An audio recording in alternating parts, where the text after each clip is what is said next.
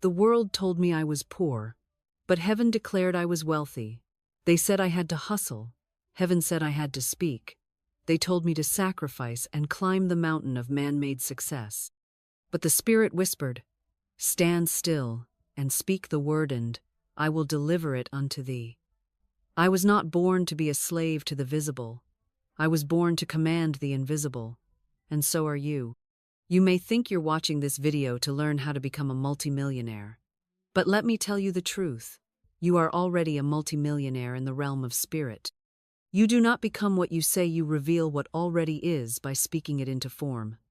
Every dollar, every contract, every opportunity, every divine appointment already exists in the invisible warehouse of the word. I did not chase it. I did not earn it. I declared it. And it came to me under grace, in perfect ways. When I say, I am a multimillionaire, I am not describing a desire. I am wielding the name of God. I am that I am, said the Lord to Moses. That is not a riddle. That is a legal announcement in the court of divine law. It is the password that parts the sea. It is the key that unlocks the treasury. When you say, I am, you are stepping into your eternal identity, not what the world calls you, not what your bank account echoes back to you, but what Spirit already knows to be true. You are rich now. You are provided for now. You are supplied now. But your mouth must catch up with heaven. You see, I was once like you, waiting, hoping, afraid to declare the good lest I be disappointed. I thought faith meant silently believing, but I learned it means boldly decreeing. I thought wealth came from action, but I learned it comes from authority. I was waiting on God, but God was waiting on my word. And the moment I spoke, not from fear, not from force, but from love, everything changed. Money showed up, people offered checks, old debts vanished, new doors swung open. Why? Because I said one thing. I am a multimillionaire by divine right, and the supply is here now. Let the weak say, I am strong. Let the poor say, I am rich. Why? Because your mouth is the seat of your dominion. Your tongue is not a suggestion, it is a decree. It is the gavel that bangs in the court of heaven and commands all substance to obey. Your word is your wand. You wave it over lack, and it dissolves. You wave it over debt, and it disappears. You wave it over confusion, and it becomes divine order. I will say this once, and I will say it with fire. The wealth you are waiting for is waiting for your word. It will not move until you command it. It will not show up until you identify as it. You are not here to earn. You are here to decree. And the tongue in your mouth is the throne from which you rule your kingdom. Thou shalt decree a thing, and it shall be established unto thee. That is not poetry. That is legal fact in the courtroom of God. So say it with me now, not timidly, not hypothetically, not someday, but now. I am a multimillionaire by divine law. The substance is mine now. The wealth obeys my word. I speak it into law. And so it is. Are you ready to walk with me into this dominion? Then stay with me.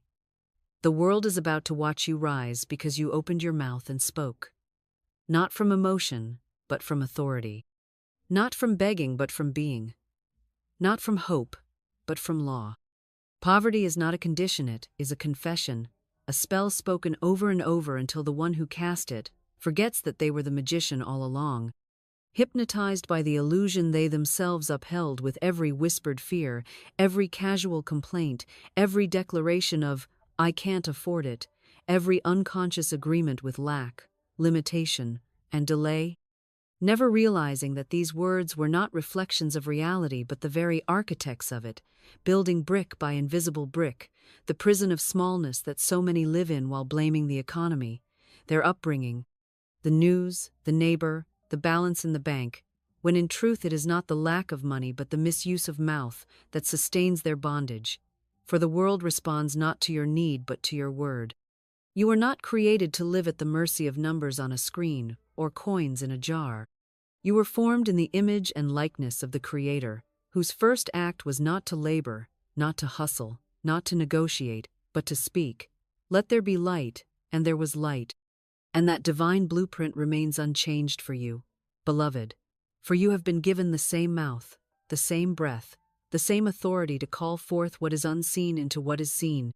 And yet most continue to speak, not what they desire but what they dread, not what they hope for but what they fear, and in doing so they reverse the creative current of heaven, turning their word, their wand, their throne of dominion into a faucet of delay, watering the weeds of doubt and wondering why no harvest of riches ever grows. But I tell you now, with the rhythm of truth echoing in your soul, that poverty is not your destiny. It is not your trial. It is not your cross to bear. It is not God's test or timing or punishment. It is a false decree, a vibration of error, a garment of unworthiness that you must cast off by the authority of the Word. For the kingdom of heaven is not in meat and drink, not in checks and balances, not in hours clocked or resumes perfected, but in righteousness, peace, and joyous, and also in substance, pressed down, shaken together, and running over, but only to the mouth that dares to claim it. For you see, the world will sell you a story of poverty, as virtue, as humility, as realism. But I come not to flatter you. I come to free you, to break that agreement, to remind you that your inheritance is wealth, your nature is abundance, and your speech is the golden key. And if you are still speaking like a slave, you will never walk like a sovereign. And if you are still prophesying delay, you will never live in divine timing. And if you are still saying, I can't, I don't know how, I'm trying, then your mouth has been hijacked by the lie. And it is time, yes, time right now, to repossess the temple of your tongue and re-sanctify it in truth. And what is the truth? The truth is this: you are not broke, you are not stuck, you are not waiting, you are not small, you are not forgotten, you are not behind, you are not late, you are not unqualified, you are not lacking, you are not cursed, you are not unworthy, you are not a victim, you are not just surviving, you are a living current of divine substance. You are a voice of wealth in human form. You are a steward of God's storehouse. You are a mouthpiece of the miraculous. You are a king who forgot he had the crown in his pocket. And it is Timyes, this very memento, place it back upon your head, straighten your back, open your mouth, and decree what heaven has been waiting to echo. So I say again, not with emotion but with dominion. Poverty is not real. It is only as real as your last sentence. And if your sentence has been one of lack, then let this be the moment you reverse it. Let this be the moment you say, I break all contracts with the illusion of poverty. I erase every word of lack spoken by me or over me. I declare, I am supplied, I am wealthy, I am sourced, I am a multi-millionaire by divine law, and the treasury opens now. Let the weak say, I am strong. Let the broke say, I am rich. Let the bound say, I am free. And if you dare to say it, not to test it, not to see what happens, but to establish it as lawful, the law will rise to meet your word and prove itself faithful, for the word cannot return void. But it can remain unspoken. And if your mouth has been on mute, it is time to turn up the volume and silence the lie once and for all.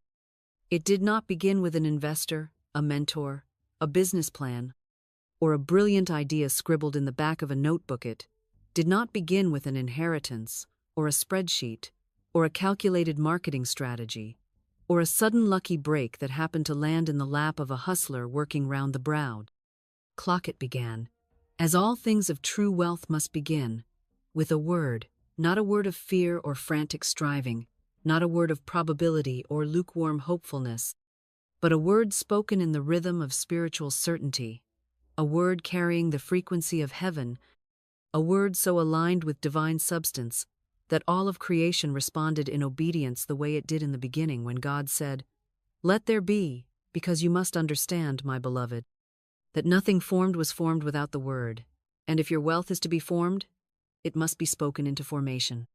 You see, long before the first dollar appeared in my bank account, long before the doors opened or the channels flowed or the opportunities presented themselves in natural form. I had already walked in millions in the spirit, because I spoke it daily, not as a request but as a reality, not as a wish but as a law, saying, I am a multimillionaire by divine right.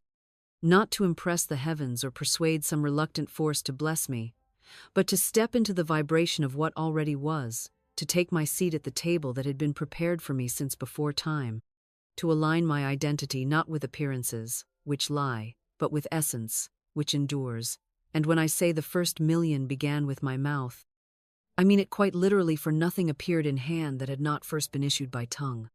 I began every morning not with coffee or complaint or checking my accounts or measuring my progress or rehearsing my problems, but with a decree, a sovereign decree, a divine decree, a declaration not shaped by how I felt or what I feared or what the world expected of me, but by the unchanging laws of God's wealth system, which states plainly and repeatedly that man does not live by bread alone, but by every word that proceedeth out of the mouth of God. And when I remembered that God and I are one, and that my mouth is not mine but His instrument, I stopped using it to describe what is, and began using it to declare what must be. I said it when I was tired. I said it when I was tempted to doubt. I said it when it looked like the opposite. I said it when bills came. I said it when nothing changed. I said it when my flesh mocked me. I said it when the voice of the world said, "You sound ridiculous." I said it with holy stubbornness. I said it with fierce peace. I said it with zero compromise. I am a multi-millionaire by divine law. My supply is instant. My channels are open. My wealth flows now. And though nothing shifted at first in the outer, everything began to reorder in the inner. My emotions stopped dictating my declarations. My feelings stopped deciding my speech. I became the legislator of my reality, not a victim of delay, not a servant to appearances, not a beggar waiting for permission to prosper. Let me tell you something that will disrupt the whole narrative the world has given you. Your first million is already complete in the invisible. It is waiting for your mouth to open the vault. It is waiting for your tongue to turn the key. It is waiting for your decree to make it legal. Because the world responds not to hoping, not to trying, not to working yourself. To the bone it responds to law, and law is released by the spoken word. Until it is spoken, it is potential. Once it is spoken, it becomes a mandate. Heaven's resources do not answer to noise. They answer to divine command. So let me ask you this. What have you been saying? Have you been saying what is? Or have you been saying what must be? Have you been rehearsing limitation? Or declaring supply? Have you been talking about the delay? Or speaking the law of divine timing? Have you been describing your environment? Or creating it? Because every sentence you speak is a seed, and that seed does not care whether it is a seed of wealth or worry, it simply multiplies after its kind. Speak wisely. Speak richly, speak rhythmically, speak lawfully, speak like the throne is listening, because it is. And once your word is issued, it does not return void. It returns with wealth, with order, with divine acceleration. So say it now, with full breath and full authority. My first million is in my mouth. I speak it into law. I speak it into form. I speak it into motion. And I speak it until it appears. I am the legislator of wealth. I am the mouthpiece of divine riches. I am a multi-millionaire by the creative power of the word. The word is working now. And once you've said that, you are no longer chasing money. You are commanding it. You are no longer waiting on opportunity. You are releasing it. You are no longer describing life, you are authoring it. Shall we move on? The next law awaits. Let us now come to the foundation beneath all substance, the invisible scaffolding upon which every mansion of abundance is built, the root beneath the harvest, the law beneath the miracle, the reason why the tongue is the most powerful organ of creation and the most dangerous when left to the unconscious wanderings of fear and description.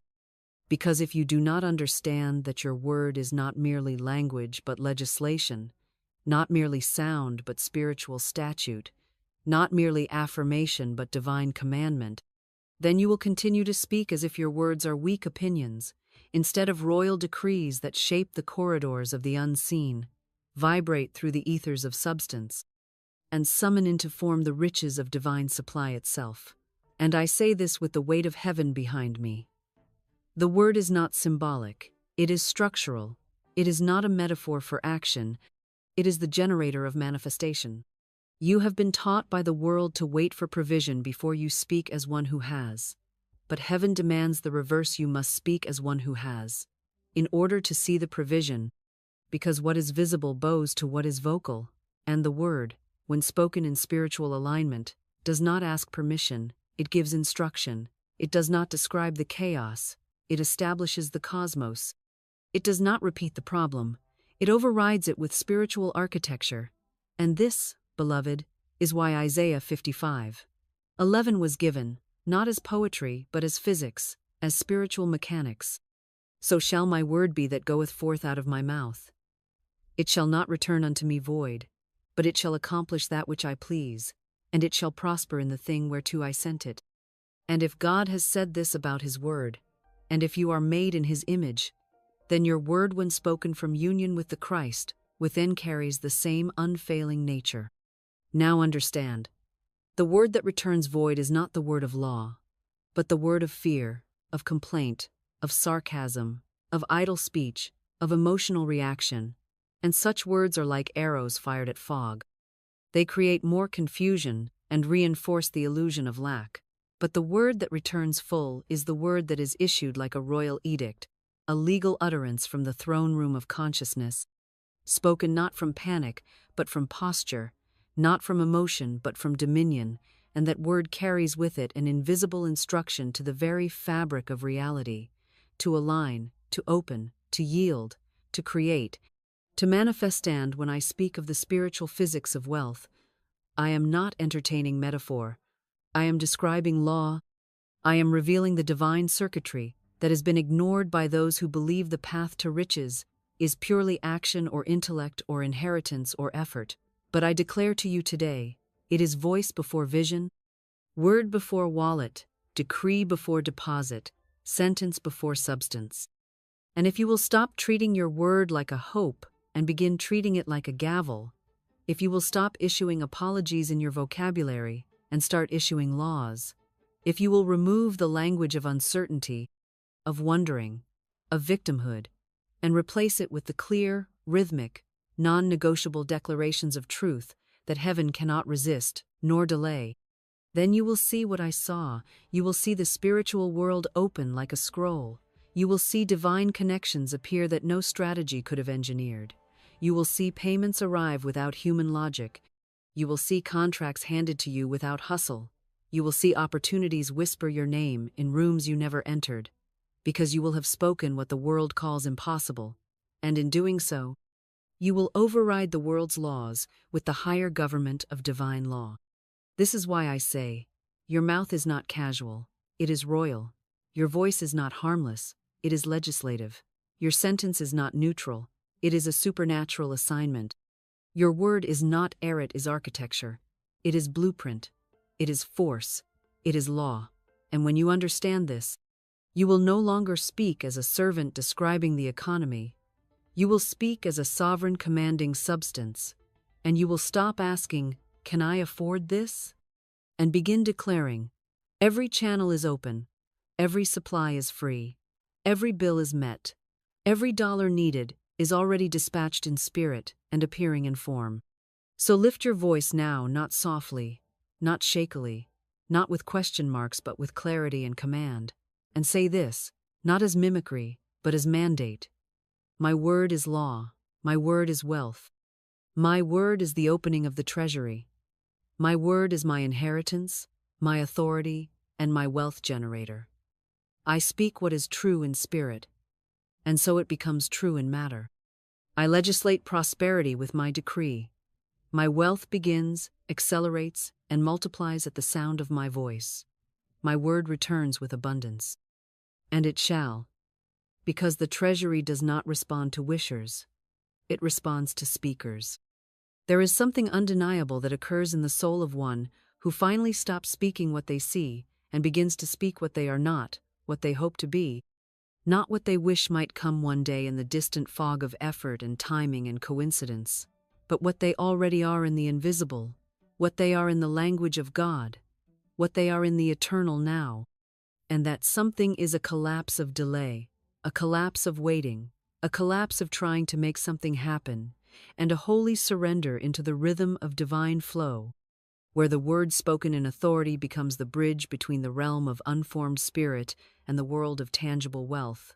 And I say this not as a theory but as a testimony, not as encouragement but as evidence, for there came a time clear and quiet and bold when I did not have much, but I had a sentence, and I chose to speak that sentence not once, not occasionally, not when I felt good or when I remembered, but every single day for 90 days, as though my very breath depended on it, and it was not shouted or screamed or dramatized, it was spoken in rhythm, in stillness, in law.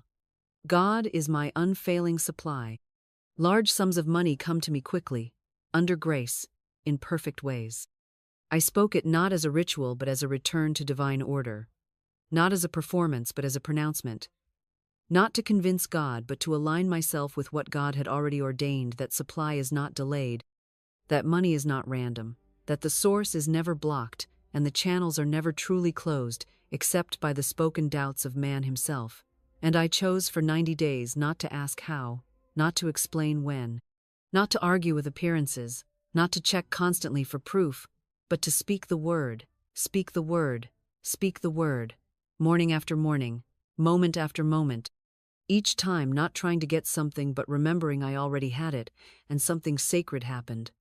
My mind stopped racing, my emotions settled, and the vibration of lack that had previously haunted my atmosphere, like a fog lifted like mist in the sun, for the word began to replace the worry, and with it came what the world calls coincidences, but I call substance answering spirit.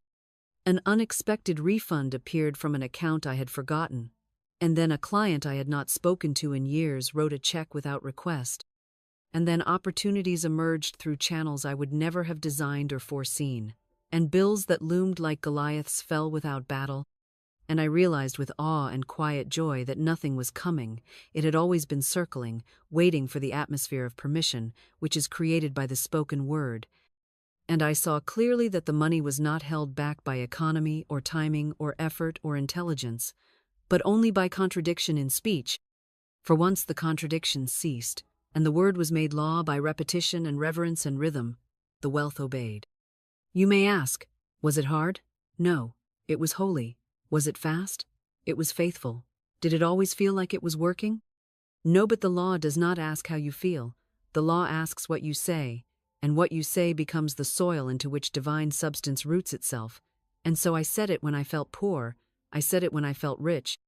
I said it when nothing seemed to change. I said it when everything changed.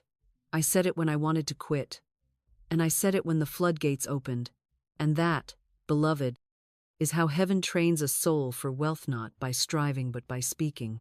So let me hand you this sword, this formula, this fire-tested decree that did not just fill my account but restructured my reality, and let me ask you not whether you believe it in theory, but whether you are willing to make it law in your own life. God is my unfailing supply. Large sums of money come to me quickly, under grace, in perfect ways, and if you are brave enough to say it daily, without deviation, without question, without dilution, if you are willing to make your mouth the holy temple of truth rather than the echo chamber of fear, if you are willing to plant this sentence for 90 days and water it with gratitude, instead of digging it up with doubt, then I promise you this, not as a promise from me, but as a covenant from law, itself money will answer. And it will answer richly, and it will not come slowly or struggle to arrive. It will appear like fruit in season, like water in drought, like provision already appointed. Because the sentence you speak becomes the substance you see. Say it, hold it, repeat it, and let it carry you across the threshold. Now let us begin the architecture of holy transformation. For no man builds a cathedral by accident, and no woman stumbles into divine wealth by mere wish or wandering hope. The structure of heaven's provision rests not upon the randomness of desire, nor upon the instability of circumstance, but upon the clarity of spiritual identity. And until you stop calling yourself trying, almost getting there, or not enough, and instead begin to speak from the Holy of Holies where the I Am dwells, unshaken and unbothered by appearances, you will remain outside the gates of the treasury while holding the keys in your mouth.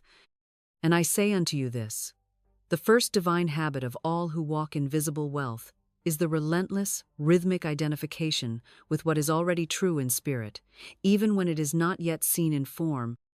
And this is not pretending, this is not performance, this is not delusion, it is divine law. To say, I am rich, is not to boast of what your bank account reflects. It is to come into agreement with what heaven already ordained and what divine substance already declared from the foundations of the world. Because when God revealed himself to Moses in the burning bush and said, I am that I am, he was not offering a poetic riddle. He was revealing the core name of all reality, the generative principle that undergirds every act of creation. And when you say, I am, you are not simply affirming something, you are activating a blueprint. You are connecting your consciousness to the generator of form. You are announcing to the seen and unseen realms alike that you no longer speak from your senses, but from your source. And if your source is divine, then your substance must follow, for the river cannot produce what the spring does not contain, and the spring of God contains only abundance, only overflow, only perfection, only opulence, only divine order, and therefore you must reject all lesser labels, cast down all false titles, break agreement with every identity that echoes, struggle, or delay, or insufficiency, and you must daily, audibly, joyfully say, from your soul, I am divine wealth. I am the visible expression of invisible supply. I am one with the treasury of heaven. I am the circulation point of unlimited riches. And do not say it once, as if checking a box. Say it again and again, until it melts every resistance, until it drowns out the old voices of lack and fear, until it becomes more natural to say, I am wealthy, than to say, I'm trying, until your inner speech becomes a river of truth so wide and so strong that doubt has no place to root. And let this be the new ritual. Upon waking, before looking at your phone, before checking your balance, before reviewing your plans, speak this identity into the ether and let it echo through the architecture of your day. Because when you speak it first, you call it forth. When you declare it early, you frame the atmosphere. When you start with the I am, you do not end with lack. This is not just morning motivation. This is metaphysical mastery. This is how divine wealth begins. Not by earning, not by chasing, but by embodying the truth that already is. And you do not wait for evidence to affirm it. You do not beg for proof. You do not tiptoe around appearances as if they are more real than spirit. You stand boldly, as one who knows.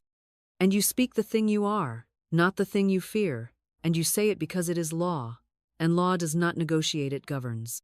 So make this your daily, hourly, eternal confession, not from stress, not from strain, but from sovereign stillness. I am wealthy because God is my source. I am rich because my identity is one with supply. I am abundance in form. I am the expression of divine increase. And if you say this long enough, clear enough, faithfully enough, the world will mirror it, not because the world changed first, but because you did. You are not on your way to wealth. You are already wealth in expression. Speak accordingly. Walk accordingly. Be accordingly. Because the I am is not a wish. It is a word, and the word is law. You must understand, beloved, that no day is neutral. Every morning stands at the edge of becoming. Every sunrise waits on command. Every hour has ears. And every moment you fail to speak with authority, the world begins to speak for you, and what it speaks is chaos, fear, repetition, and limitation cloaked in the language of logic and draped in the garments of realism. But I say unto you, you are not called to wake up under the weight of circumstances, nor to check the weather of your feelings to decide your reality. For you are not a thermometer reflecting condition. You are a thermostat commanding environment. And until you learn to decree before the day begins, you will keep dancing to the rhythm of appearances instead of setting the rhythm with the drumbeat of divine decree. The divine does not wait for the earth to offer signals before speaking. No. In the beginning God said, "Let there be light." And it was only after the word went forth that form obeyed and light appeared. And so must it be with you. For the pattern is eternal. The decree comes before the dawn. The spoken word precedes the seen wealth. And if you wake in silence, if you rise in worry, if you begin with scrolling and sighing and calculating and remembering what didn't happen yesterday, then the day takes shape without the hand of your spirit guiding it. But when you wake and say before your feet touch the floor, say before your hands reach the tasks, say before your mind starts replaying the old song of delay and doubt, when you say, "This is a day of divine provision. I walk into increase. Supply meets me at every turn. God goes before me and prepares channels I have not seen." Then you do not just live the day, you reign over it. You must learn to speak before breakfast, to speak before inbox, to speak before traffic and bills and clients and voices, for the first word of your day is the seed of all that shall unfold, and it is not small, it is not ritual, it is not mere habit, it is architecture, it is blueprint, it is legislation from the courtroom of heaven, and heaven will not build what you have not spoken, and angels will not move where you have not decreed, and the treasury does not pour unless the vault of your mouth is opened in faith, in rhythm, and in royal expectation. This is the difference between the wealthy in spirit and the weary in soul. The wealthy decree from their throne before they check the map of the battlefield. The weary check the battle report before they decide whether or not to speak.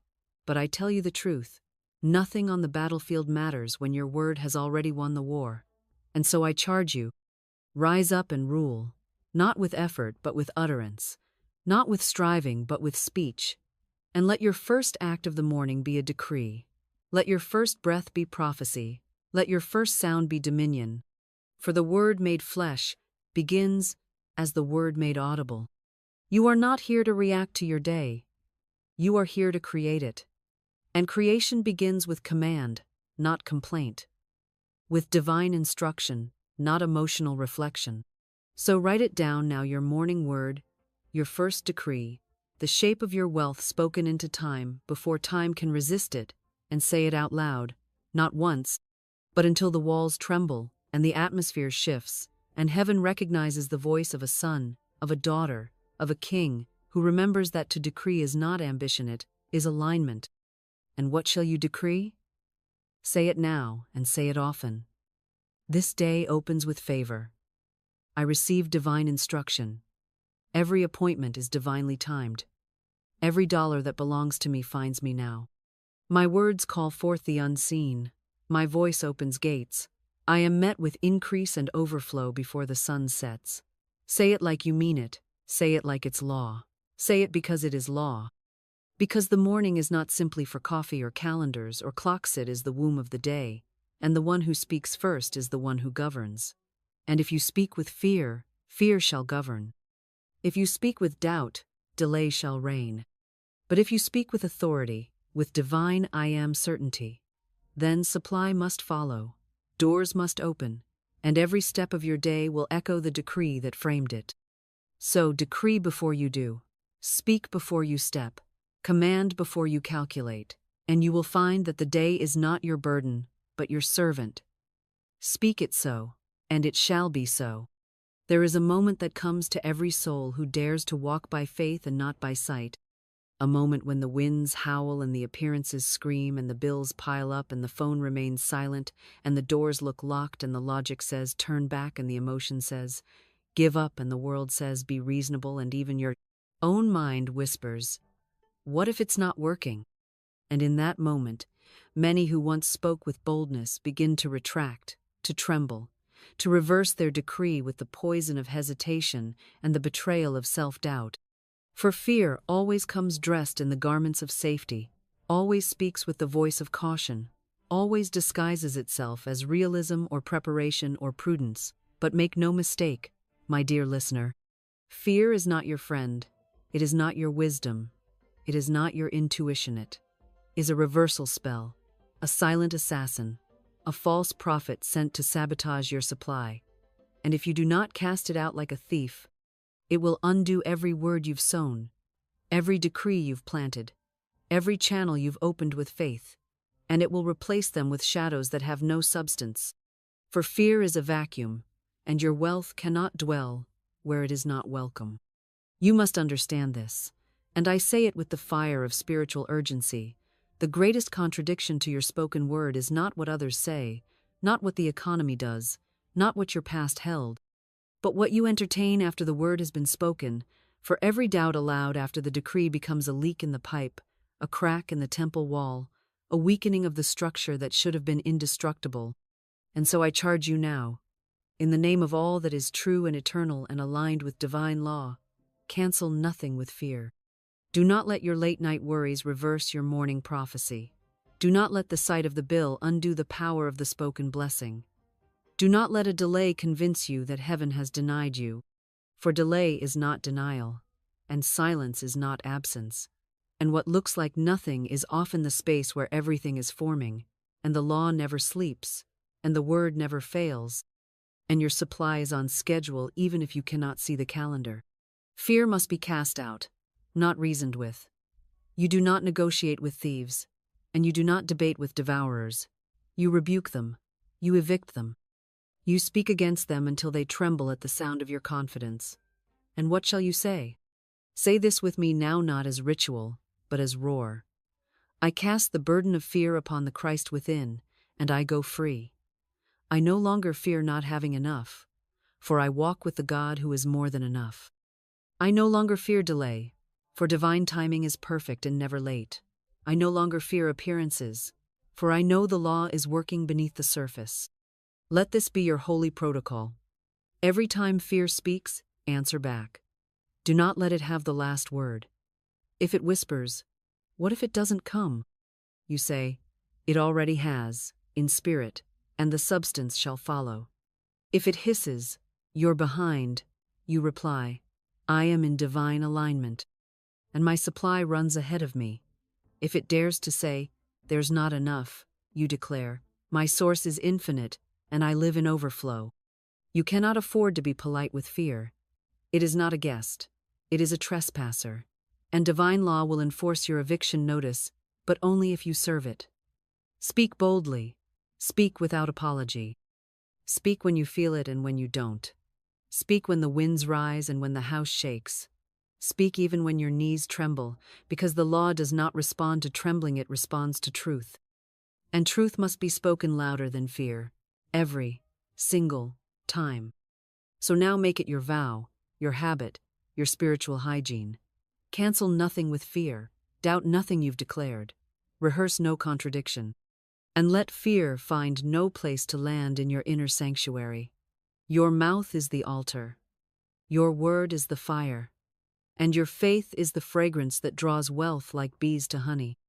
You are not here to fear, you are here to form. You are not here to tremble, you are here to govern. You are not here to rehearse the pattern of lack. You are here to decree the order of abundance. And every time fear tries to pull you back into the old system of panic and projection, you will remember that you already spoke it into law, and law does not bend for fear. Say it now and say it forever. I cancel nothing with fear.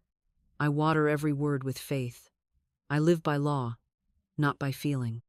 And all that I've spoken in truth now rushes toward me, under grace, in perfect ways. And so it is.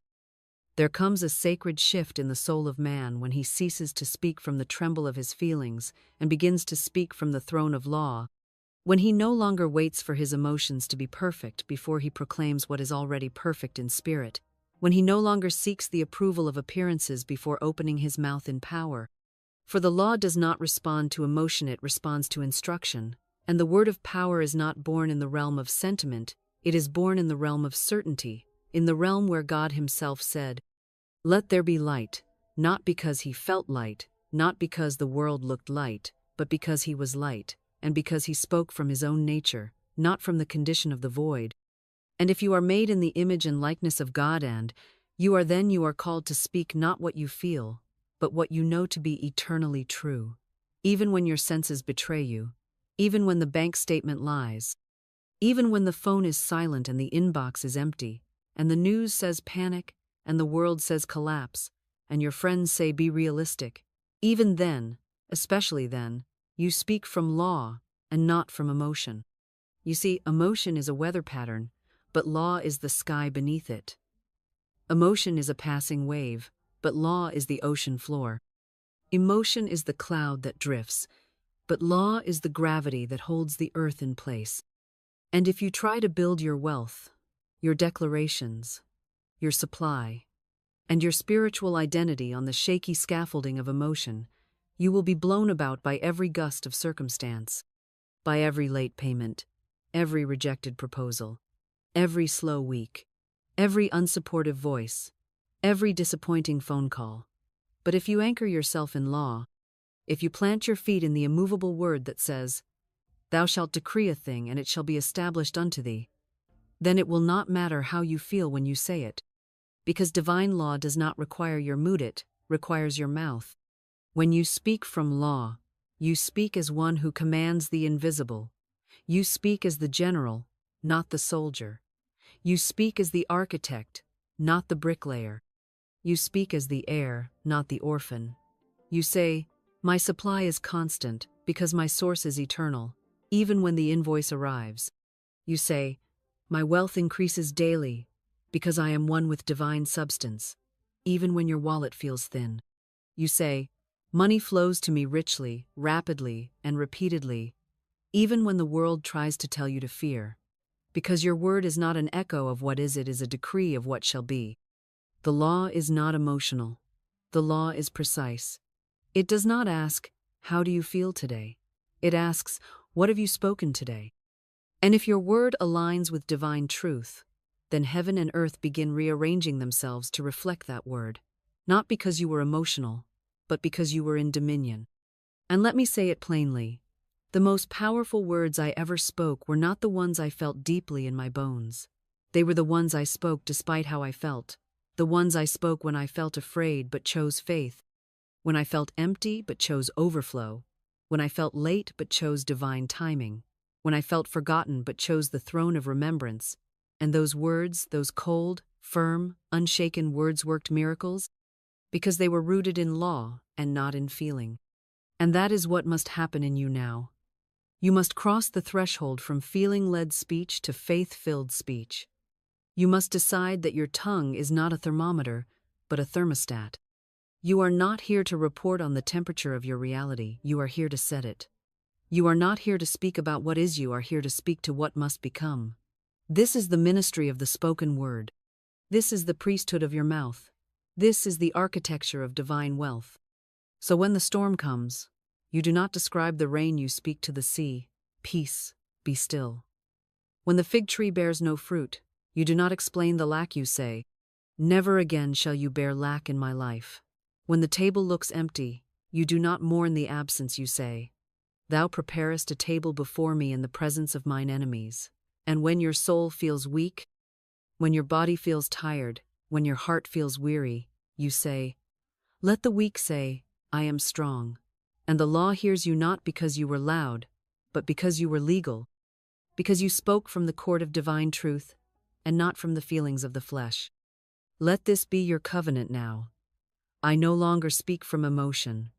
I speak from eternal law. I no longer wait to feel it. I command it. I no longer report the appearance, I legislate the future. My tongue is not swayed by shadows. My word is established, and all of heaven confirms it. This is your identity. This is your power. This is your wealth.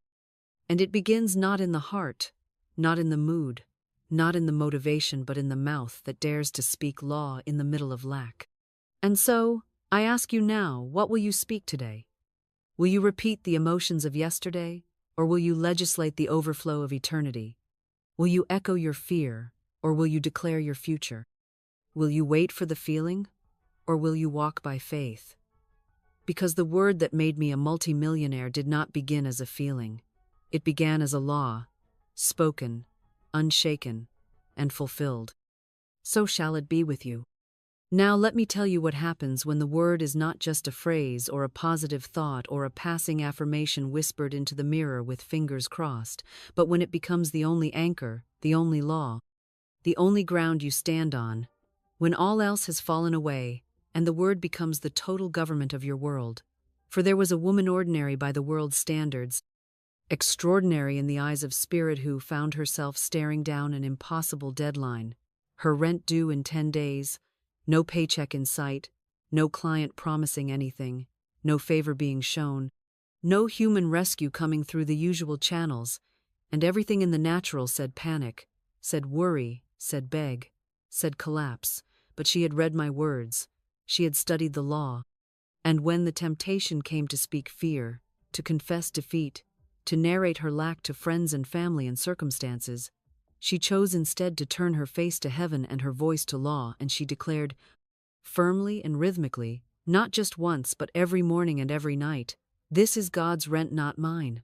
Divine substance pays all obligations in perfect ways. I cannot be separated from my supply." And she did not waver, though the clock ticked and the 9th day came and she still had not seen it, and the phone had not rung, and the email had not arrived, and the check had not been promised. But her mouth remained in command, and her spirit remained in certainty, and her environment may have looked dry, but her inner world was bursting with faith. And that is the secret. My dear listener, not what happens to you, but what happens through you. Not what the bank account says, but what your word says. Not what the facts declare, but what your spirit decrees. For on the 10th day, the day that would have been called too late by those who worship the God of appearances, a check arrived, unexpected, unsolicited, unguaranteed, from a source she had long forgotten, covering the rent to the exact dollar, no delay, no debt, no explanation. And I tell you plainly, it did not come because she worked harder or worried more or begged louder, but because she spoke, because she dared to command her environment by law and not by logic. Now some will say that was coincidence, or luck, or timing, but I say unto you, it was the word fulfilling itself. It was the law responding to authority.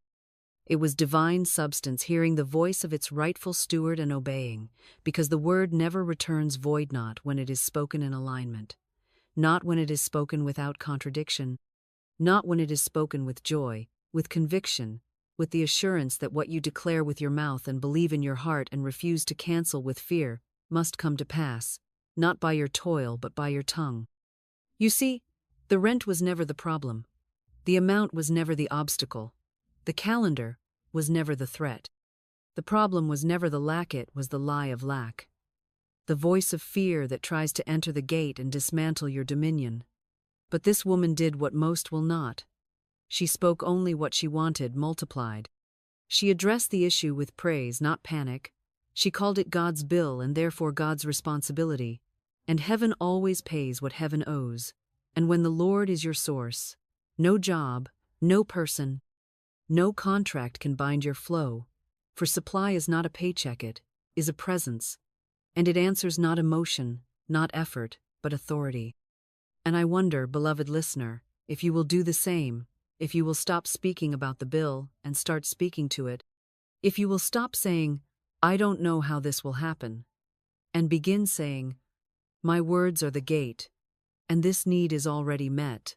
If you will stop treating money like a master and start treating it like a servant, sent to obey your word, not your worry, I wonder if you will claim your divine right, not later, not when things feel better, not when the numbers improve, but now, in the midst of the contradiction, in the presence of what seems missing, in the face of every voice that says, "Be realistic."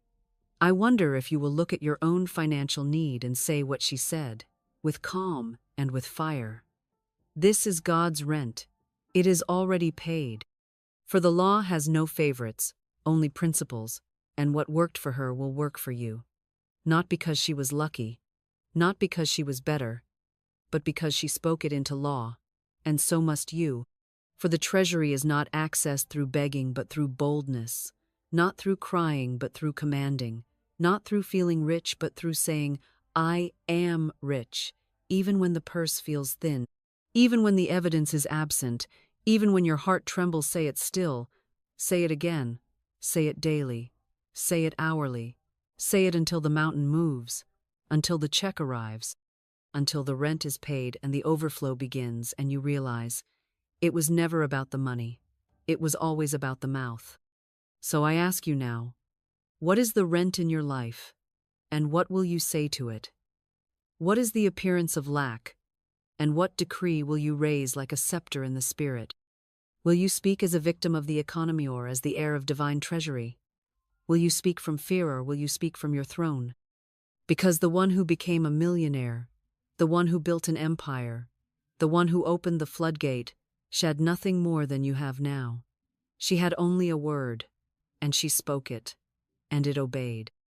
And so shall it be for you.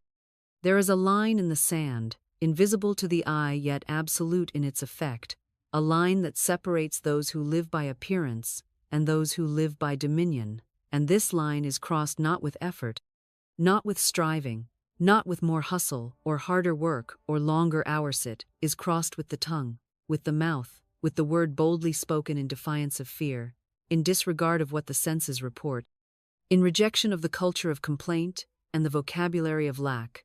And so many stand on the edge of this line, trembling before the bill, narrating it, fearing it, resenting it, repeating it to friends and family as if its presence proves their defeat, but they do not realize that every time they speak about the bill instead of to it, they place themselves beneath it. They agree with its dominion, they confess its rule over their life, and they forfeit the divine throne of spiritual wealth for the dungeon of circumstantial reaction. But I say unto you, speak not about the bill, speak to it. For the bill is not your master, the bill is not your judge, the bill is not the measure of your value or the limit of your supply. It is a servant that awaits instruction, a piece of paper waiting for a prophecy, a temporary assignment waiting for a permanent word. And when you understand that every financial demand is merely an invitation to command, you will never again tremble before an invoice. You will never again fear the envelope. You will never again cry over a due date.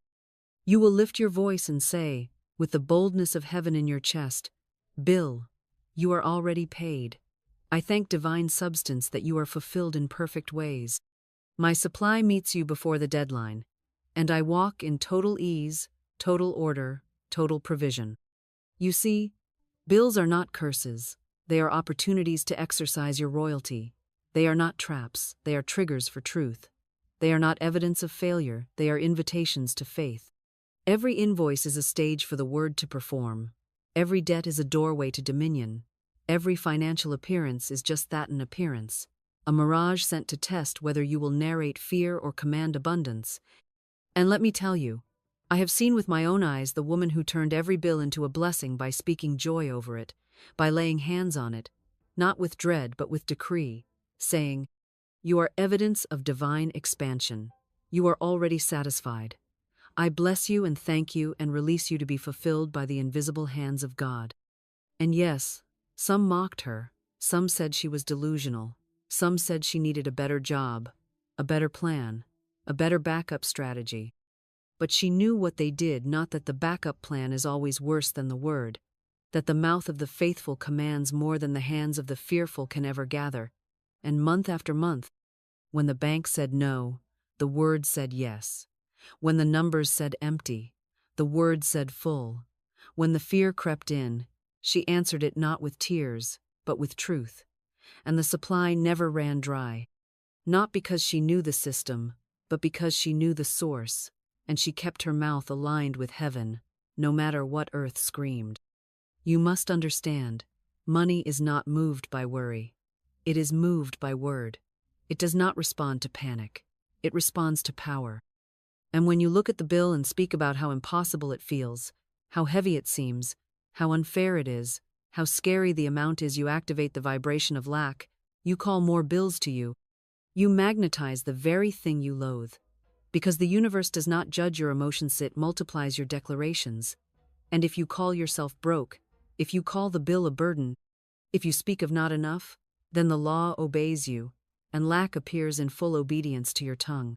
But if you rise, if you shift, If you begin to walk through your home, speaking not to your stress but to your situation, laying your hand on every invoice and saying, "Thank you, God, that this is paid before it is due. Thank you, God, that this is covered without strain. Thank you, God, that I am not under this. I am over this. I do not serve the bill. The bill serves me, and my word creates its resolution." Then, my dear listener, then the angels begin to move, the channels begin to open, the phone begins to ring, the client who forgot you returns, the debt that seemed final is forgiven, the refund that was denied is approved, and all because you chose to command rather than complain. This is the habit. This is the law. This is the way. Speak not about the bill. Speak to it. Decree over it. Love it with power. Bless it with faith. And walk as one who is never surprised by supply, because you do not depend on man, or paycheck, or time. You depend on the living word, which you speak daily, hourly, boldly, joyfully, and lawfully. Let your tongue be the instrument of your wealth, not the echo of your fear. Let your declarations govern your bank account. Let your praise write the checks. Let your faith be the funding. And know this: every bill has a name written on it, and it is not yours, it is God's. And God is never late, never short, never confused, never poor. Speak accordingly. Speak like the air you are. Speak like a multi-millionaire who knows that every paper of debt is just waiting for a word to transform it into testimony. Speak to the bill, and watch it bow.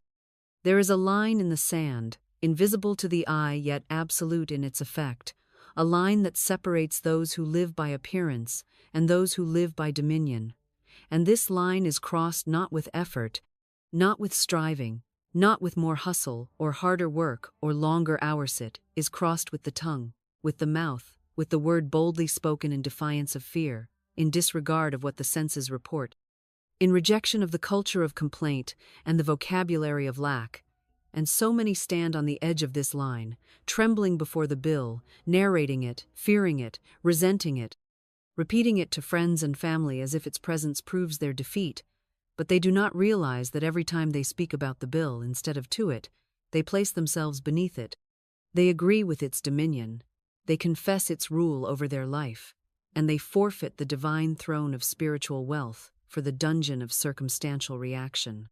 But I say unto you, speak not about the bill, speak to it. For the bill is not your master. The bill is not your judge. The bill is not the measure of your value or the limit of your supply. It is a servant that awaits instruction, a piece of paper waiting for a prophecy, a temporary assignment waiting for a permanent word. And when you understand that every financial demand is merely an invitation to command, you will never again tremble before an invoice. You will never again fear the envelope. You will never again cry over a due date. You will lift your voice and say, with the boldness of heaven in your chest, "Bill, you are already paid. I thank divine substance that you are fulfilled in perfect ways. My supply meets you before the deadline, and I walk in total ease, total order, total provision." You see, bills are not curses. They are opportunities to exercise your royalty. They are not traps. They are triggers for truth. They are not evidence of failure. They are invitations to faith. Every invoice is a stage for the word to perform. Every debt is a doorway to dominion. Every financial appearance is just that, an appearance, a mirage sent to test whether you will narrate fear or command abundance. And let me tell you, I have seen with my own eyes the woman who turned every bill into a blessing by speaking joy over it, by laying hands on it, not with dread but with decree, saying, "You are evidence of divine expansion. You are already satisfied. I bless you and thank you and release you to be fulfilled by the invisible hands of God." And yes, some mocked her. Some said she was delusional.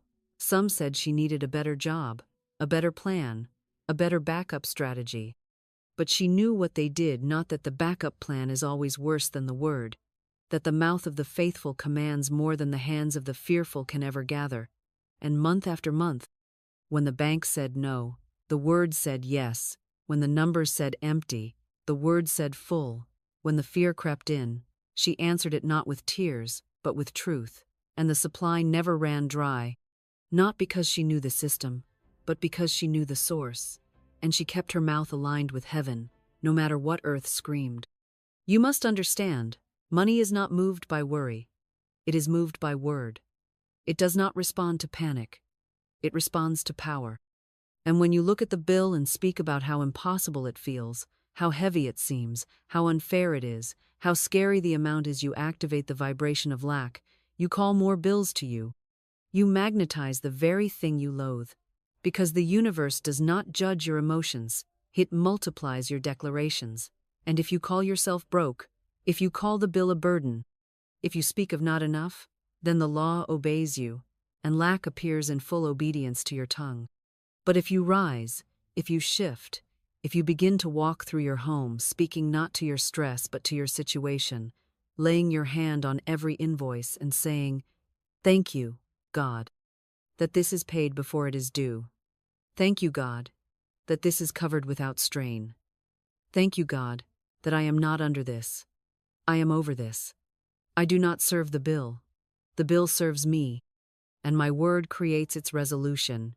Then, my dear listener, then the angels begin to move, the channels begin to open, the phone begins to ring, the client who forgot you returns, the debt that seemed final is forgiven, the refund that was denied is approved, and all because you chose to command rather than complain. This is the habit. This is the law. This is the way.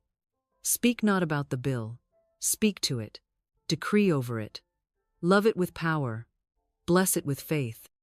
And walk as one who is never surprised by supply, because you do not depend on man, or paycheck, or time. You depend on the living word, which you speak daily, hourly, boldly, joyfully, and lawfully. Let your tongue be the instrument of your wealth, not the echo of your fear. Let your declarations govern your bank account. Let your praise write the checks. Let your faith be the funding. And know this, every bill has a name written on it, and it is not yours, it is God's. And God is never late, never short, never confused, never poor. Speak accordingly. Speak like the air you are. Speak like a multi-millionaire who knows that every paper of debt is just waiting for a word to transform it into testimony. Speak to the bill, and watch it bow.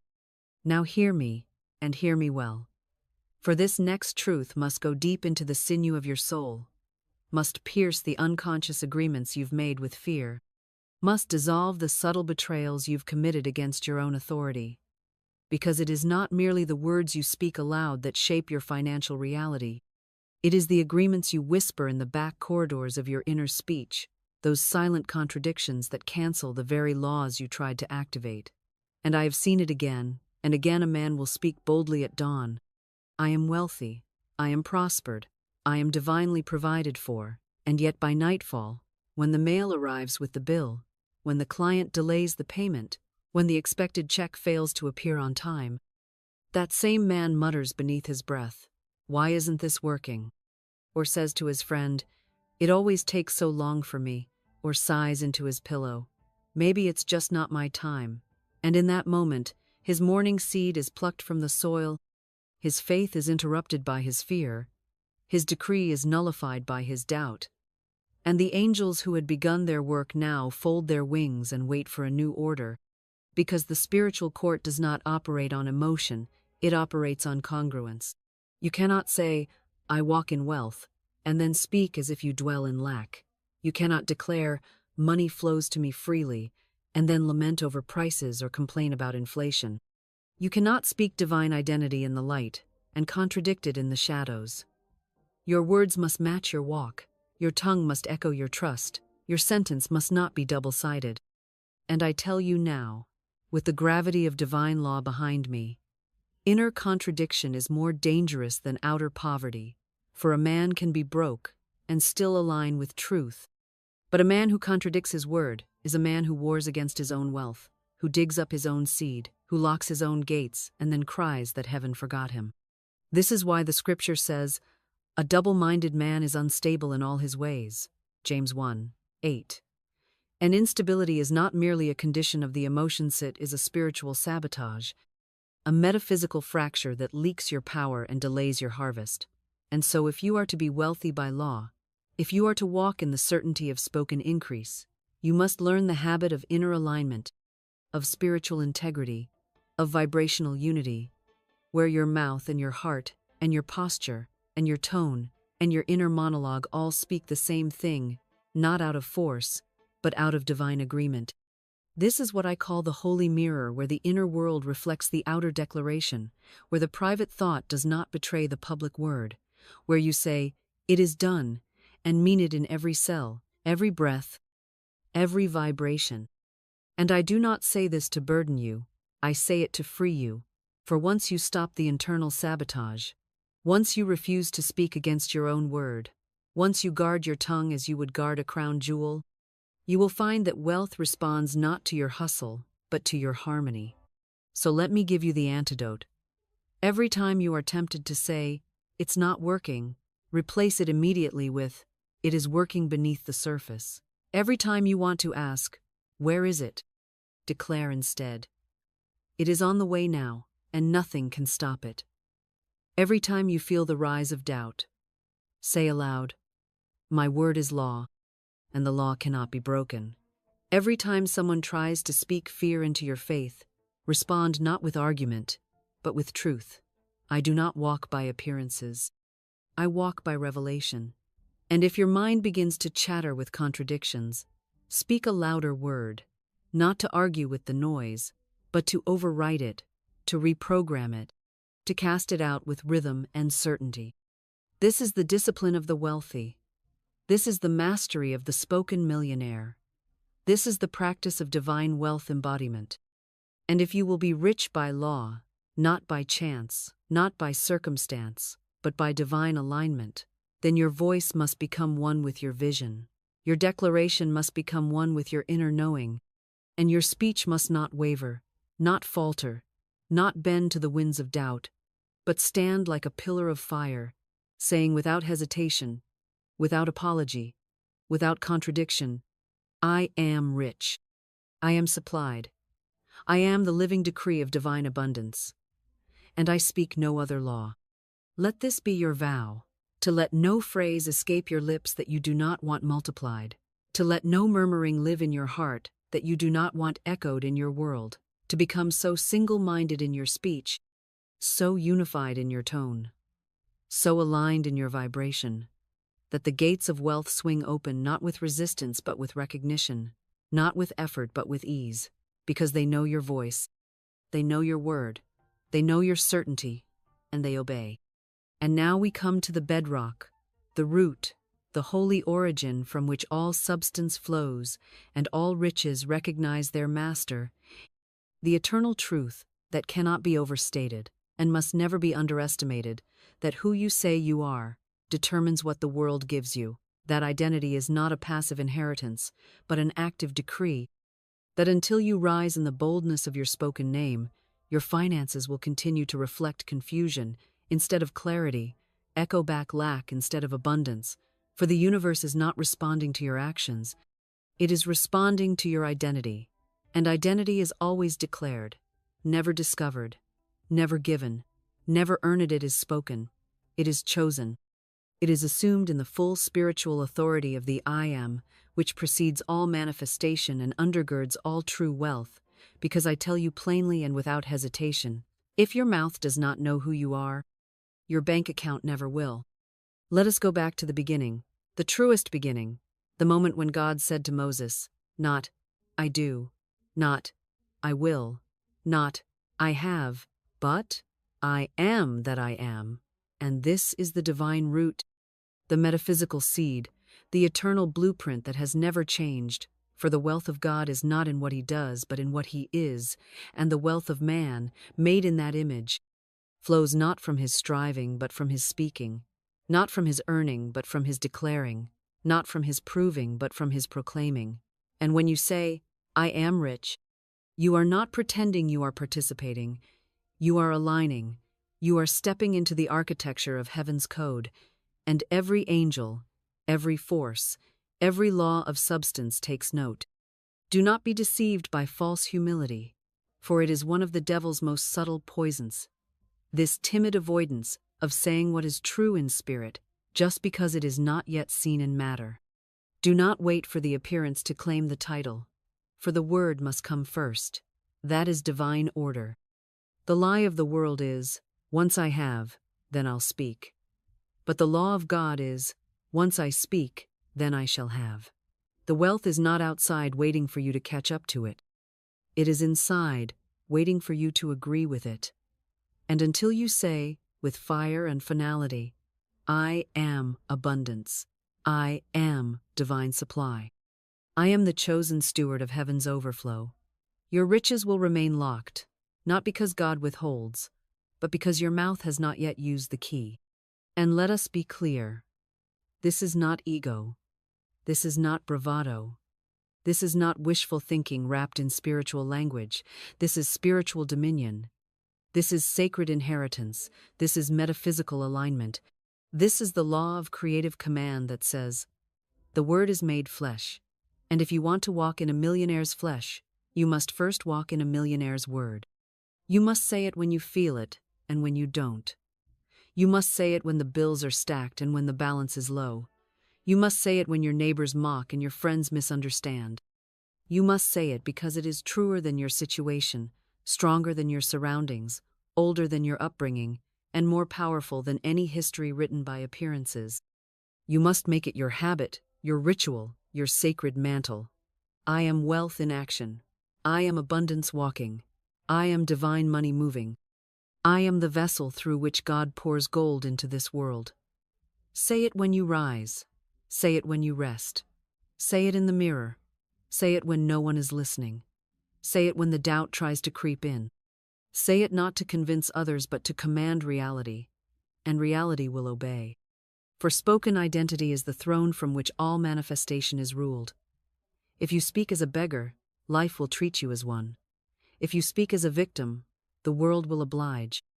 But if you speak as a king, if you speak as a divine heir, if you speak as one seated with Christ in heavenly places, then the money, the ideas, the people, the contracts, the surprises, the inheritances, the windfalls will begin to make their way to you, not slowly, not reluctantly, but urgently, because heaven rushes to fulfill the word that sounds like its own.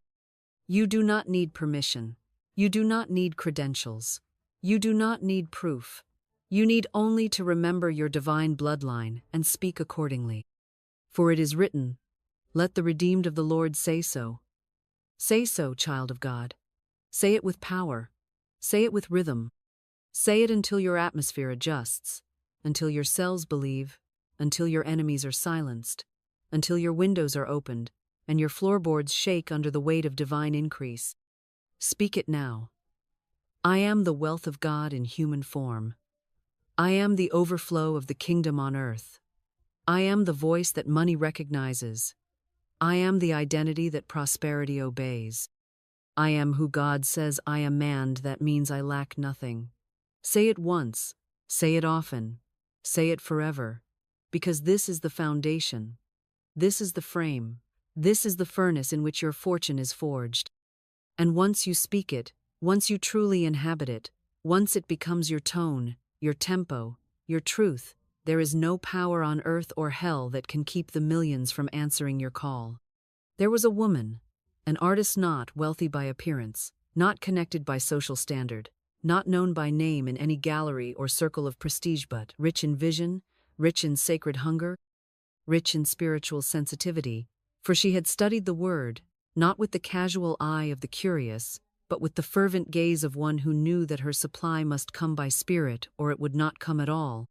And when she looked at her blank canvases, she did not see a lack of solace, she saw divine invitations waiting to be spoken into motion. For she remembered that the world is not moved by talent alone, not by hustle, not by marketing tricks or strategic networking, but by vibration. And the highest vibration is the word spoken in alignment with divine law. And so instead of praying out of desperation, she chose declaration over doubt, prophecy over pleading. And every morning, for 12 days without fail, she rose before the sun and looked out into the invisible and said not with strain but with certainty, My divine patron appears now. She did not say it with hesitation. She did not say it with analysis. She did not say it to test the waters of heaven.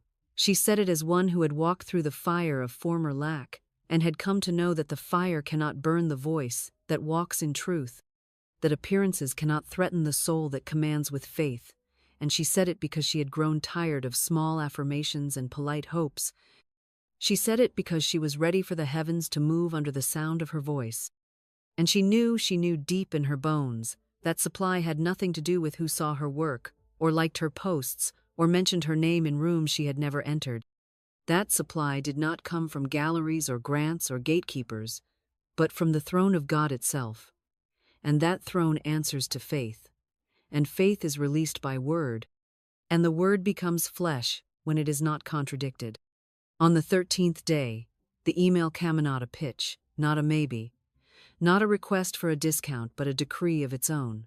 I've followed your work silently for some time. I'd like to fund your next series. Tell me what you need for 1 year. 1 year of rent, 1 year of paint, 1 year of rest from begging the system, 1 year of divine supply, 1 year born from 12 days of spoken authority.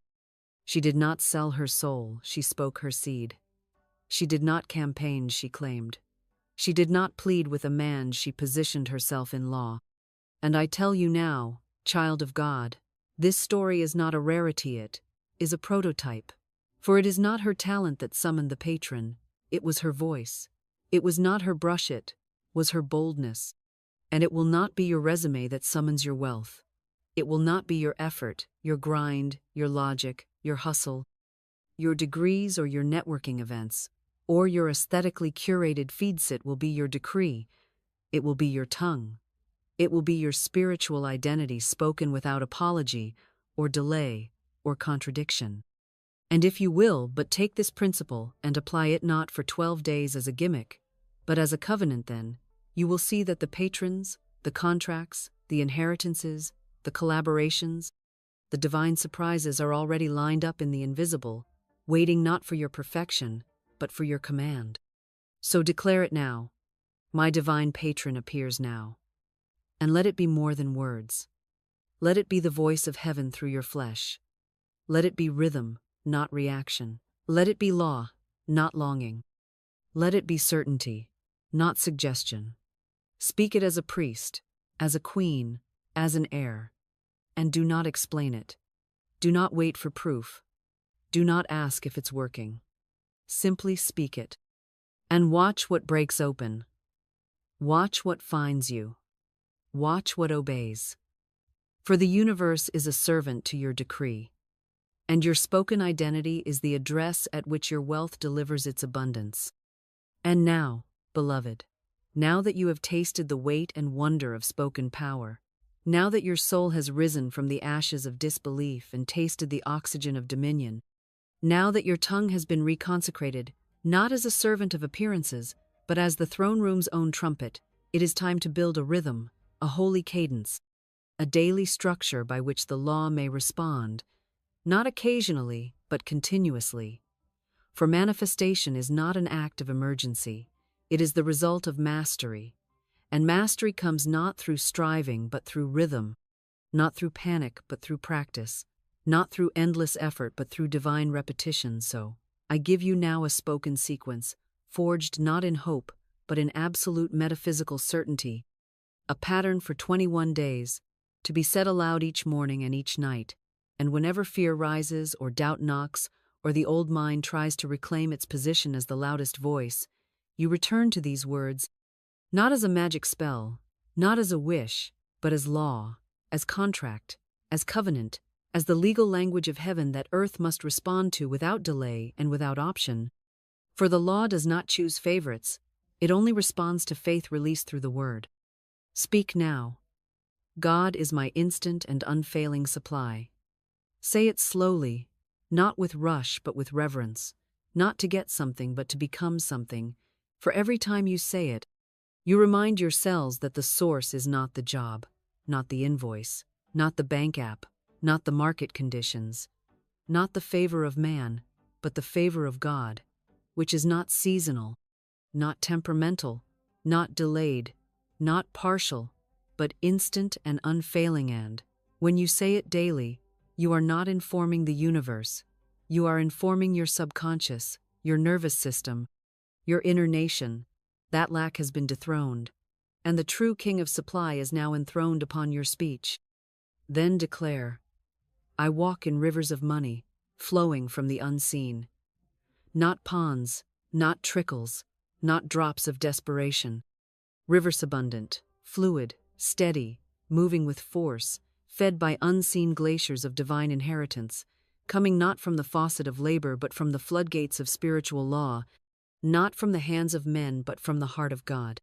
When you say this, you break the lie that says money is rare, that supply is shy, that wealth must be chased, and instead you enter the truth that money is motion and motion obeys direction, and direction is given by your decreer. Your river flows where your words tell it to flow. So if you have spoken dryness, speak rivers now. Then affirm, all doors are open, all channels are free. For the only thing that ever blocked your provision was your speech about blocks. The doors were never closed by God. They were closed by your declaration that they were. Every time you say, no one's buying, nobody's helping, nothing's working, you lock the vault. But when you say, all doors are open, you unlock the hallway of divine convergence, and the doors swing wide not because you knocked, but because you commanded. The channels what you thought were jobs, clients, platforms, partners are nothing but temporary costumes for infinite substance. And when you say, all channels are free, you untangle your supply from the knots of human logic and release it to flow through dreams, whispers, reversals, surprises, and paths that defy every budget and bypass every gatekeeper. Now, take these three, speak them in a row, 3 times a day, morning, midday, and night, for 21 days. Not as a test, as a ceremony. Not as superstition, as sacred structure. Write them, record them, walk with them. And do not contradict them with casual sarcasm, budget complaints, or doubt-drenched commentary. For if you dare to speak as God speaks, you must also guard your tongue as God guards his word jealously, fervently, with zero tolerance for contradiction.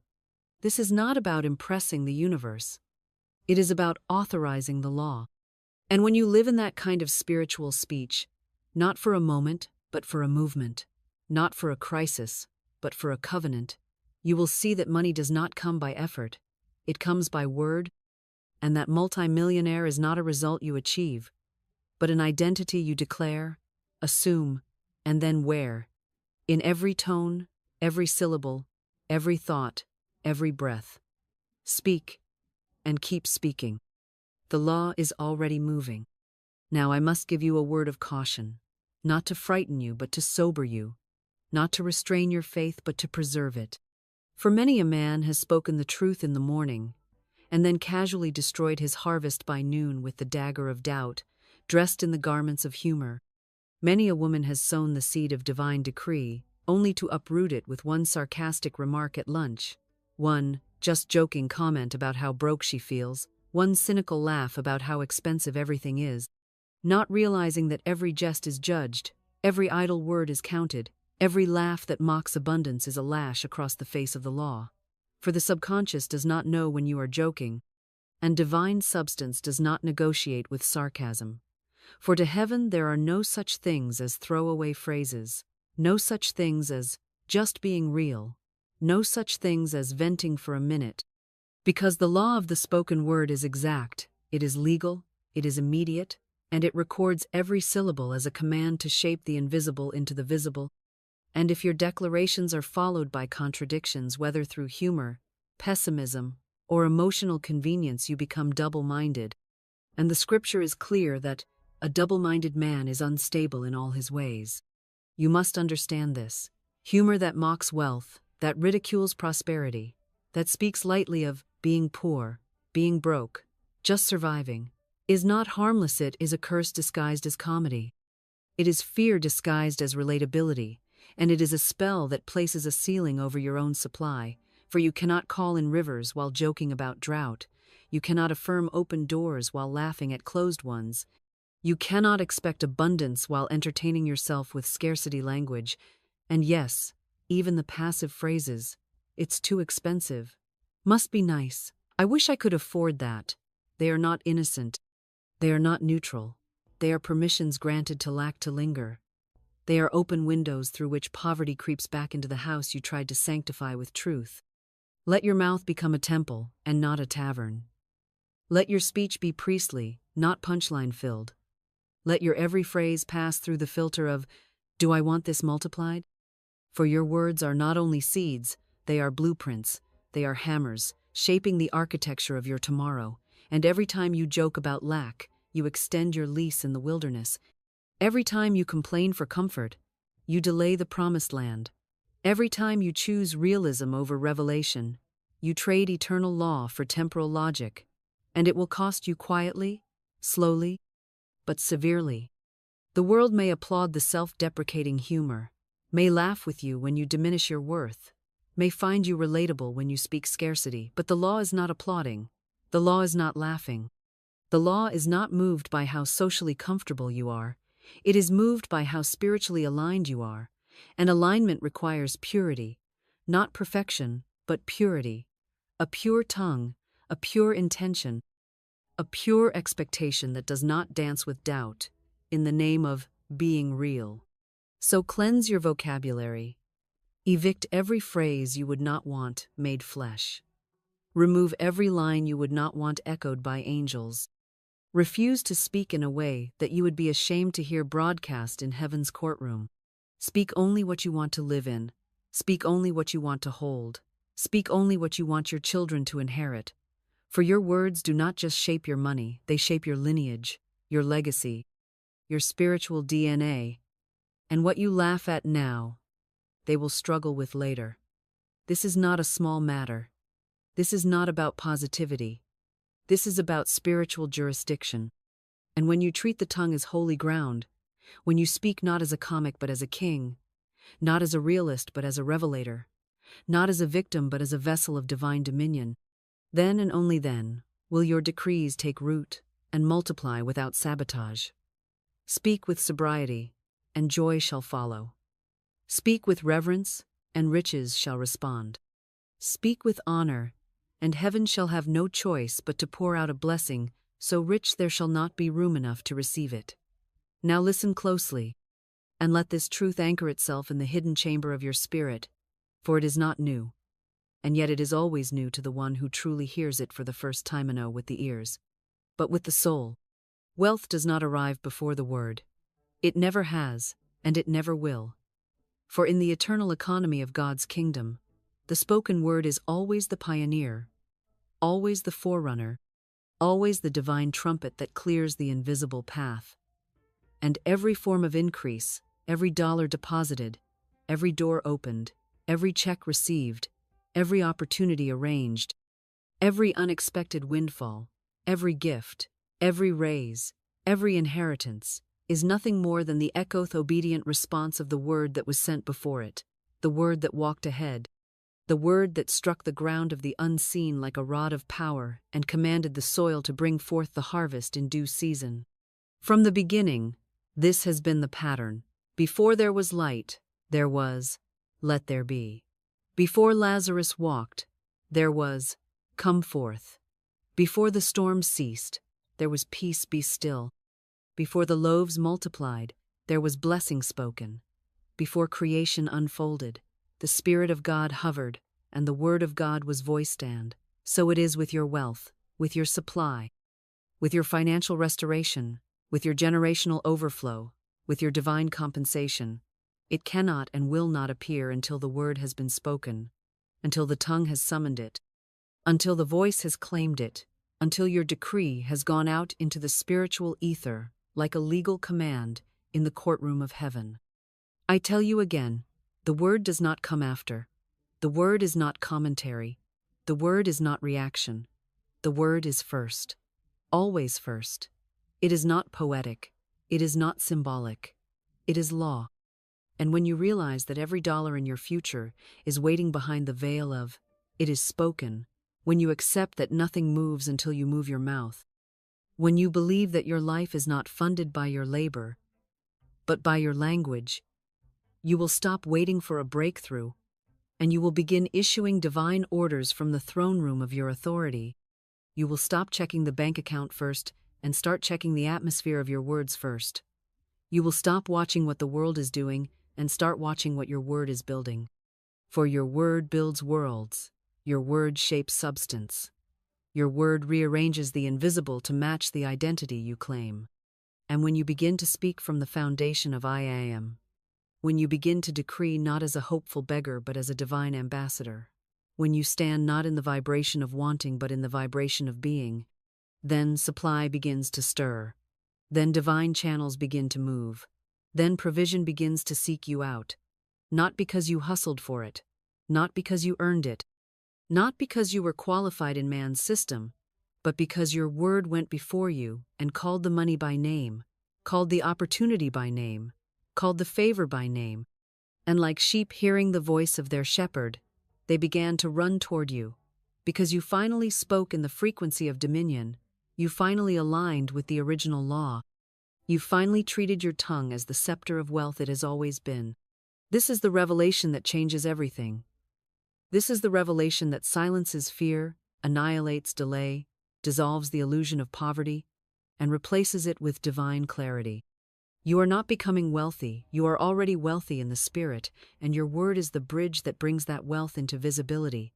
And every time you say, I am a multi-millionaire by divine law, every time you say God is my instant and unfailing supply, every time you say all that is mine now appears, you are building the invisible infrastructure of your wealth world.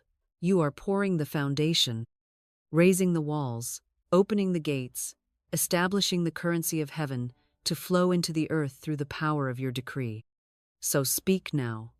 Speak with fire. Speak with faith. Speak with stillness. Speak with rhythm. Speak as one who knows not one who wishes. Speak not because you're desperate, but because you're divine. Speak not to convince yourself, but to command the universe. Speak because the treasury is listening. Speak because your angels are recording. Speak because every word is a hammer, a chisel, a blueprint, a trumpet, a flame. Speak because it is already done. Speak because the word walks before the wealth, and the wealth is already walking toward you. Now it is time to stop circling the mountain of theory and to step into the high country of practice. For you were never meant to be merely a listener of the word, nor simply an admirer of divine law, nor a gatherer of metaphysical information that floats around the intellect like clouds with no rain.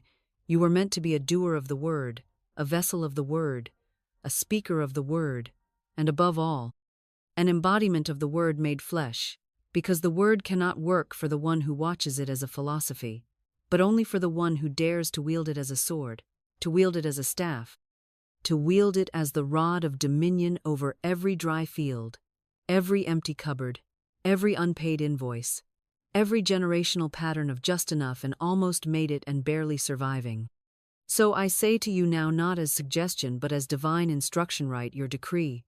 Write your wealth identity not from your current condition, not from your emotional weather, not from what the accounts say or what the bills suggest or what your upbringing whispered into your nervous system. No, you must write from heaven's perspective, from your divine seat, from the I am that was given to Moses in the burning bush and handed down to every soul bold enough to drop their excuses and pick up their authority. For when you write, I am, you do not write as a personality but as a spiritual sovereign, and what you inscribe with clarity, faith, and vibration becomes the architecture of your unfolding. Do not wait until you feel ready. Do not wait until your mood cooperates. Do not wait until your logic agrees. Write the decree anyway. Write it with trembling hands if you must. Write it while your eyes still see lack. Write it while your bank account still whispers limitation.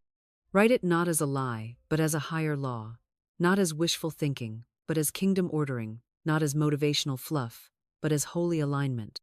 And once it is written, do not hide it in a notebook to collect spiritual dust, but speak it aloud morning, noon, and night until the atmosphere bends, until the soil responds, until heaven nods, until the invisible takes form, before your very eyes.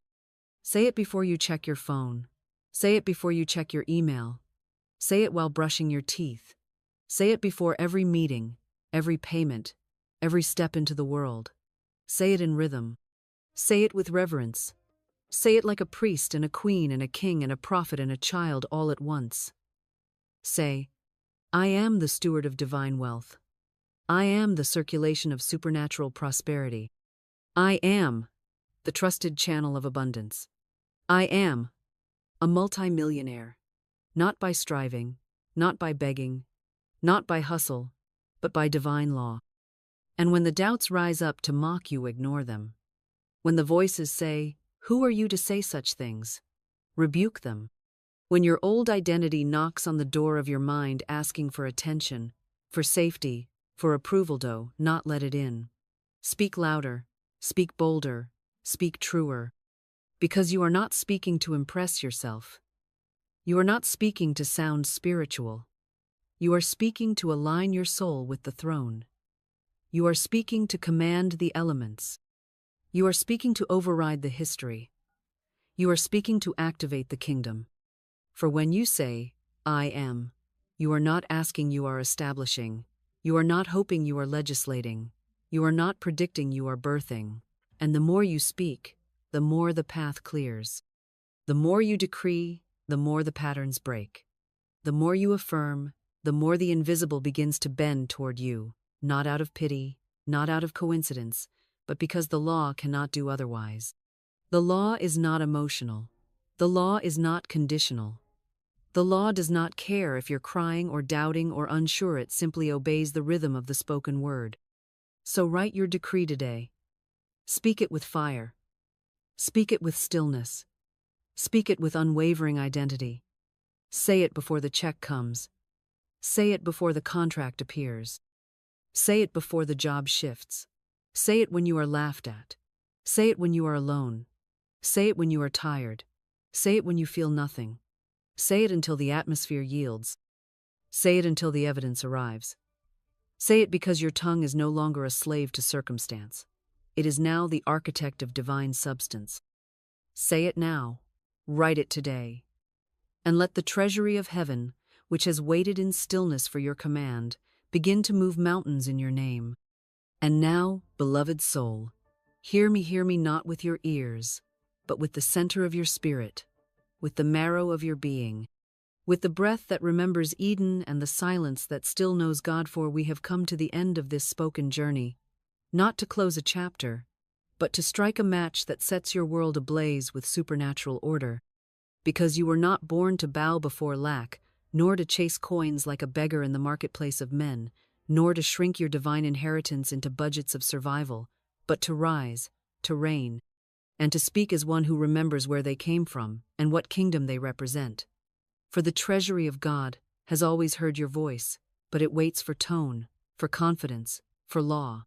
So I say to you now, in the fullness of truth, you will not speak as the world speaks. For the world speaks doubt and calls it wisdom. The world speaks fear and calls it caution. The world speaks limitation and dresses it up as logic. But you will speak heaven, you will speak divine structure, you will speak like one who knows the word is the cause and the world is the effect. You will speak not to survive but to command, not to plead but to plant, not to wonder but to wield, for the word in your mouth is not a phrase, it is a force. I tell you now, and I do not stutter, I spoke it into Lawand. It obeyed. It did not ask my age, it did not check my qualifications, it did not care about my past, my family, my degree, my failures, my delays, my debts. It heard the voice of dominion, and it aligned, because the word spoken in law is the highest government in the universe, and nothing can overrule it. Not economy, not timing, not opposition, not delay, not background, not fear, not logic, nothing. This is your time to speak not for motivation but for manifestation. This is your time to throw off the grave clothes of probability and step into the radiant robe of certainty. This is your time to become unrecognizable to your old self and unshakable to this world. This is your time to treat your word like a military command, a legal document, a royal edict, a sacred seed that cannot be reversed, cannot be revoked, and cannot be delayed unless you yourself dig it up with the shovel of doubt. So write your decree in the comments, yes, publicly, boldly, as a covenant, as a line in the sand, as a spiritual announcement to all dimensions, visible and invisible. Write, I am the steward of divine wealth. I am a multi-millionaire by spiritual law. I am the voice of divine provision in this generation. I do not chase money, money obeys my word. Let every sentence be spoken not to perform, but to legislate, not to manifest eventually, but to realign immediately. Let your word go before you like fire through the field. Let it burn the thorns of hesitation, fear, and delay. Let it open the gates no man can shut. Let it summon angels, people, resources, ideas, contracts, provisions, and appointments in divine timing. Let it establish a new cycle, a new atmosphere, a new spiritual identity where you no longer try to get rich. You speak as the one who is. And now, I leave you not with advice, not with inspiration, not with empty encouragement, but with a mantle of spoken dominion. Wear it well, speak it daily, guard it fiercely.